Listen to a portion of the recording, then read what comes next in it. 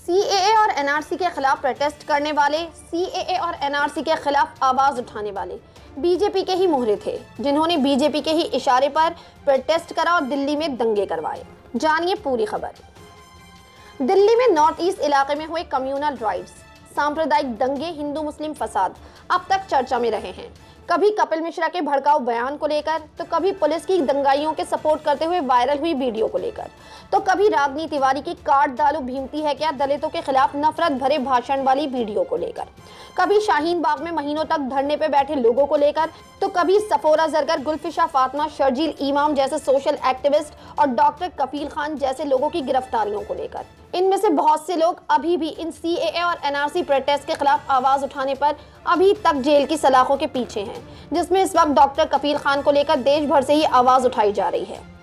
North east Delhi में हुए इन दंगों में कई बेगुनाह लोग मारे गए, कई बेघर हुए, तो कई लोगों की दुकानें जलकर खाक हो गईं। 53 लोग मारे गए, जिसमें मुसलमान मरने वालों की तादाद ज्यादा थी। ये प्रोटेस्ट दिल्ली के शाहीन बाग से शुरू हुआ और फिर पूरे देश से ही इसको लेकर आवाज उठाई गई। ऐसे में एक चौंकाने वाली खबर सामने आई है, जहां शाहीन बाग में प्रोटेस्ट करने वालों में से 50 मुस्लिम समुदाय के लोग बीजेपी पार्टी में शामिल हो गए। जहां इस बात ने लोगों को सोचने पर मजबूर कर दिया है, तो ऐसे में अपोजिशन पार्टीज ने भी इसको लेकर अपनी राय का इजहार किया।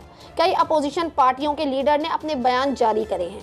आम आदमी पार्टी के सौरभ भारद्वाज ने तो प्रेस कॉन्फ्रेंस करके ये तक कह दिया है कि बीजेपी पार्टी में शामिल हुए 50 मुस्लिम कैंडिडेट्स बीजेपी के ही मोहरे थे। हम आपको इस खबर में उनका दिया हुआ बयान बताएंगे, जो उन्होंने मंडे को प्रेस कॉन्फ्रेंस में दिया है। सीएए के खिलाफ प्रोटेस्ट को लेकर सुर्खियों में आए दिल्ली के शाहीन बाग से जुड़े कई प्रदर्शनकारियों ने संडे को बीजेपी पार्टी का दामन थाम लिया, जिसके बाद आम आदमी पार्टी ने शाहीन बाग के प्रोटेस्ट को लेकर बीजेपी पर इल्जाम लगाए हैं कि बीजेपी ने जानबूझकर दिल्ली पुलिस के साथ मिलकर पॉलिटिकल फायदे के लिए शाहीन बाग में प्रदर्शन करवाए हैं। आम आदमी पार्टी के प्रवक्ता सौरभ भारद्वाज ने मंडे में एक प्रेस कॉन्फ्रेंस में कहा कि बीजेपी अपने कार्यकर्ताओं को मोहरे की तरह इस्तेमाल करती है।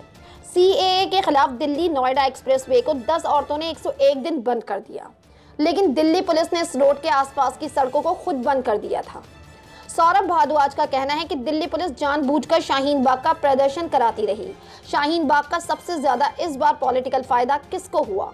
बीजेपी ने इस बार दिल्ली का चुनाव शाहीन बाग के नाम पर लड़ा, और ये चुनाव बीजेपी ने सोची समझी साजिश के नाम पर लड़ा है। और इस प्रोटेस्ट में बीजेपी के नेताओं के बयान इसी रणनीति का एक हिस्सा थे, और बीजेपी के नेता इस स्क्रिप्ट के किरदार हैं। रविवार को शाहीन बाग के सारे बड़े चेहरे बीजेपी में शामिल हो गए। क्या वो असल में बीजेपी के ही लोग थे? क्या उन लोगों ने बीजेपी के ही इशारे पर शाहीन बाग में प्रोटेस्ट शुरू किया था?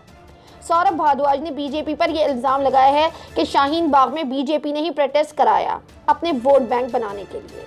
आम आदमी पार्टी ने बीजेपी पर यह भी इल्जाम लगाया कि एक तरफ तो प्रोटेस्ट करने पर मुसलमानों को उकसाया गया और दूसरी तरफ भड़काऊ भाषणों से हिंदुओं को भड़काया गया, जिसकी वजह से नॉर्थ ईस्ट दिल्ली में कम्युनल राइट्स हुए।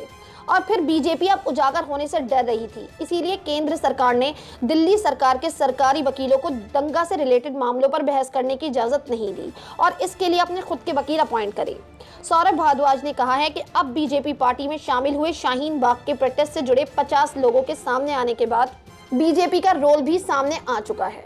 पार्टी में शामिल हुए इन सभी लोगों की जांच की जानी चाहिए कि प्रोटेस्ट में इनका क्या रोल था, उनको कौन ऑर्डर दे रहा था और बीजेपी के वो कौन से नेता थे जिनके कांटेक्ट में ये लोग थे। आम आदमी पार्टी के इन इल्जामों पर बीजेपी प्रमुख आदेश गुप्ता ने कहा है कि आम आदमी पार्टी ऐसा इसलिए कह रहे हैं क्योंकि उन्हें मुस्लिम समुदाय का सपोर्ट खोने का डर है, जो बीजेपी के समर्थन यानी सपोर्ट में सामने आया है। खबरों के बारे में अपनी राय कमेंट सेक्शन में जरूर दें। हमारे चैनल को सब्सक्राइब करें, बेल आइकन प्रेस करें ताकि हर खबर आप तक जल्द से जल्द पहुंचे।